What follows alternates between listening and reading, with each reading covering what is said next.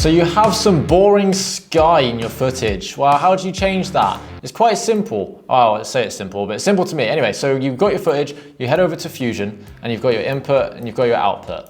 If you don't understand Fusion, then link in the description for my Fusion Basics. It's a very short video. Anyway, so you click on your input, shift and space, and you search for Delta Kia and you add that in. You drag the little pen over here and drag that to the sky. A normal boring sky works the best. You can mess around with the settings like I'm gonna have to do here, so you can see the sky doesn't fully disappear, so I can up the gain until I no longer see any remnants of the sky. And then it's as simple as adding a new node by clicking this here, so adding a merge node and dragging that in after the Delta Kia, dragging the sunset on top and connecting these two together, and now the sunset's on top. So with the merge node selected, I can control or command if you're on Mac, Control T, and it swaps it around. But now the issue with my footage is that it's not stable footage. You can see how the buildings move around a little bit. So it's quite a simple fix with that as well. So with the footage selected, I can now search for planar tracker and add that in.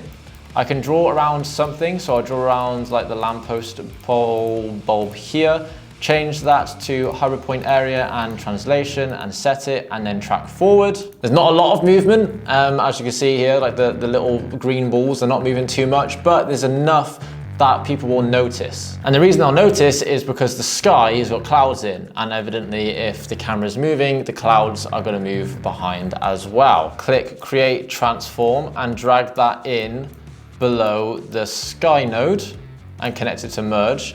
And now as it moves, the sky moves with it. We're gonna have to add now a below the sky, a transform, so that we can resize the sky so that it doesn't crop out at all. And now the sky moves along with the rest of the footage. What I've just noticed though, is over here, you can see the clock has changed a bit. That actually looks like a reflection.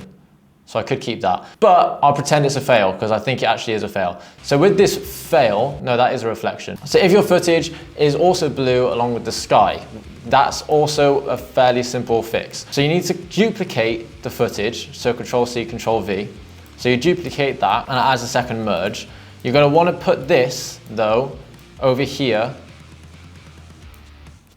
and connect these back together so that it's not keyed out. And now I can add a simple mask. So if I add just the square mask and put it over the clock and adjust the width and the height accordingly. And now the clock is back to normal. But as I said, this was a reflection, so it actually works better if I don't have this. But if you do have this problem, you just do that. Duplicate the footage, put it after the keyer so that this footage is keyed, but then this footage is not keyed. And you can just mask around the area that you want to keep the same color. And that is how you can replace the sky in DaVinci Resolve 18.